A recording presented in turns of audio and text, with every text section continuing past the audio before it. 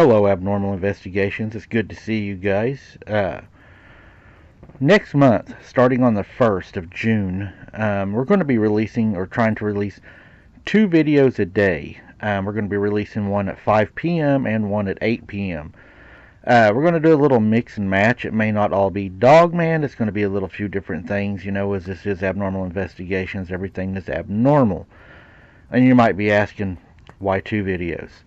Well, the reason for the 2 videos is there's some things that's going to have to happen in the future for Hunter that we're going to be taking action on. So we're going to be putting that back into the legal fund to be able to do other things. So you all get extra content, and all we ask, guys, is that you all just watch the videos, hit that like button, and even watching the commercials helps. And we will put out more content as I have. We've been growing a lot lately, and I have a lot of encounters being mailed into me, so everything's looking really, really good. Our growth is really good, and we're on the uphill, guys. We're gaining really fast, so thank you all so very much, and don't forget to share us out, and let's get into today's encounter. On May 19th in 2015, John came home to a different man. It was the night that haunts his dreams. He was once a bright, happy, and kind man, but that night changed him. John was a forest ranger, and doing a forest ranger job is a tough job. I will exclude the state that he works in for respect of his family. But for 8 years, he's 6'5", and he's never got scared easily. He was a tough, buff guy that night I had pulled into his driveway around 10:30 p.m. to pay him a surprise visit. Since I lived in Louisiana at the time, he hadn't made it home from work yet. I figured he might have had to work later than usual, which was not uncommon for us, since he had said that it happened sometimes. He didn't know I was coming, and I hadn't seen him in about 2 years. John pulled up about half an hour after me. He parked beside me and shut off the engine. However, he didn't get out. I got out of my little Ford Ranger and walked to the passenger side to open the door. I opened the door to see a grown man weeping. The smell of alcohol was thick in the air. He had been drinking. I said, "John, what happened?" I asked nervously. He continued to cry, and I placed my hand on his shoulder, and he immediately jerked away. I said, "John, it's me, Ryan." I thought he might not have recognized me because he had grown a full beard, or I had grown a full beard in the last 2 years. We haven't hung out. "Come on, let's go inside," I told him. He clumsily stumbled out of his truck. I wrapped his arm around my shoulders and helped him inside. I set him on the sofa. "John, what the hell happened?" He didn't respond. He had stopped crying at this point, but he was pale and he had a look on his face like he had been to war. I think it's called shell shock. I repeated myself. He looked at me with tears drying on his cheeks. "Dear God, Ryan."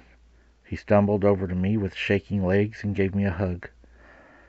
"You have no idea how happy I am to see you," he whimpered. John has been my best friend since grade school. So we grew up always hanging out, mostly wandering around the nearby woods, climbing trees, and as we reached our teens, we'd often go camping. We had never been scared in the woods. The only strange occurrence was when we found some strange footprints, but that's a story for another time. Anyways, back to this encounter. He let go, grabbed a bottle of whiskey from the freezer, and poured us both a glass. "Don't you think you've drunk enough?" I said, as he handed me the glass. John had finally calmed down enough to talk. "So can you answer my question? What happened, John? I've never seen you this distraught." Like I said, he had always been a happy-go-lucky guy. And then he finally spoke. "There's some weird shit going on out in those damn woods." I said, "What do you mean?" I asked worriedly. "We found a body today," he replied. I was puzzled. I know he's found bodies before, but he had never been so upset about it before. "I'm so sorry, bro. I was genuinely sorry for him. Tell me everything." He downed his glass of whiskey and poured more into it. "There was something eating him," he said, swirling the glass around before he drowned his second glass. I was still on my first glass. "Good God, John, you've had enough," I said, grabbing the bottle and putting it back in the freezer. "Fine," he groaned. I asked him what was eating the man's body. He said, "I don't know what the F it was, and neither did anybody else. It was like nothing I've ever seen or they'd ever seen." I told him to start at the beginning. He spoke. "I was at the headquarters when we received a missing persons call. The woman said she and her husband had been hiking on one or more of the remote trails when her husband decided to walk a ways off the trail to take a leak. She waited for 10 minutes for her husband to come back. She yelled for him, but she got no reply. She went into the trees in the direction she saw him go, but she didn't find him. She instead found blood on the ground.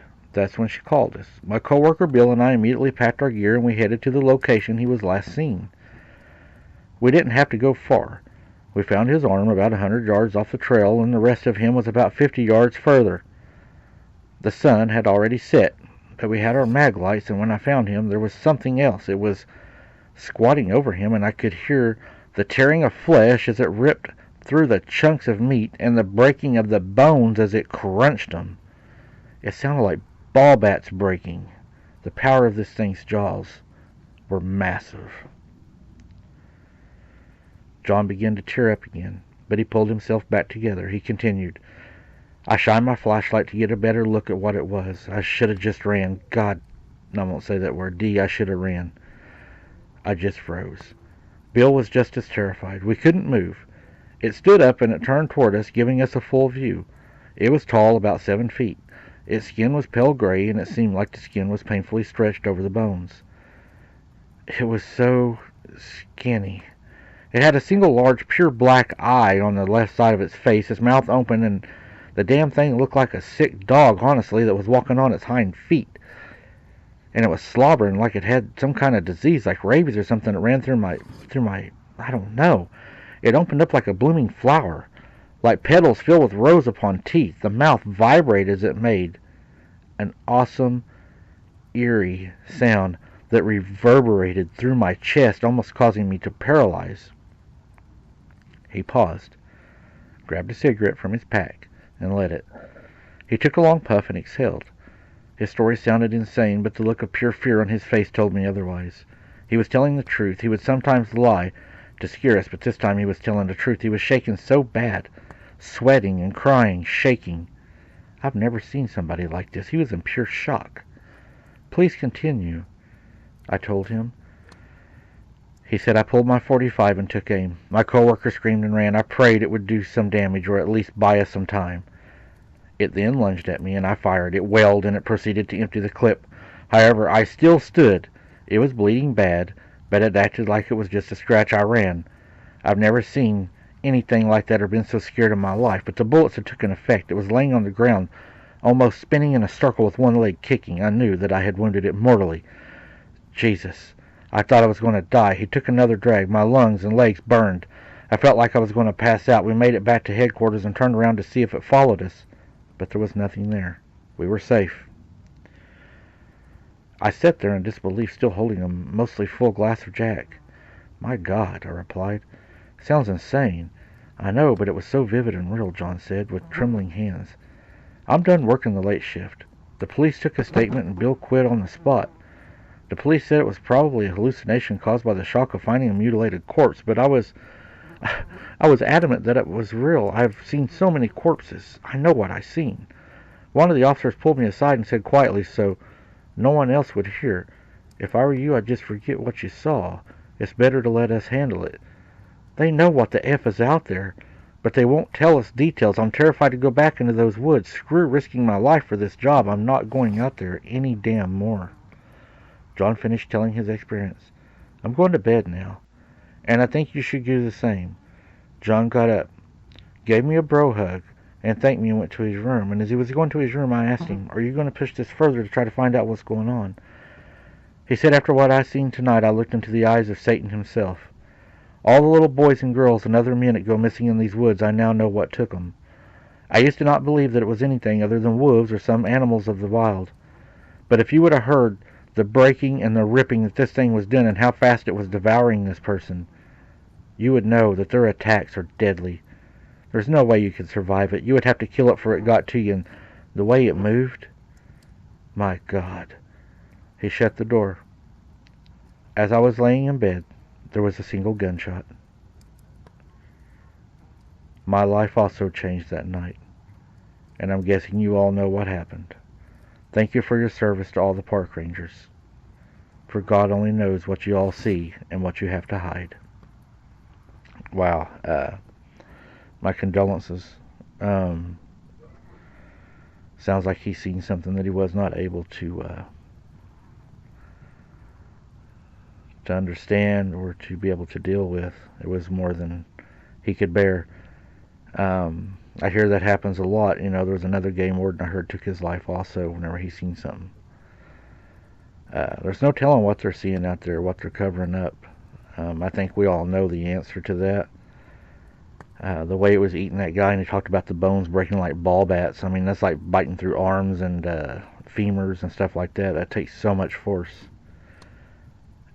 And for it to be devouring somebody like that is just, it's terrifying. And I can understand the fear he probably had.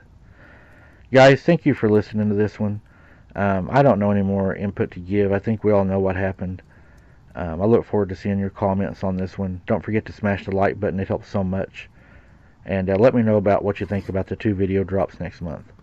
Thank you all so very much. Keep your head on a swivel. Don't be something's dinner. And don't wander off into the woods alone. Try to move in 2s if you can.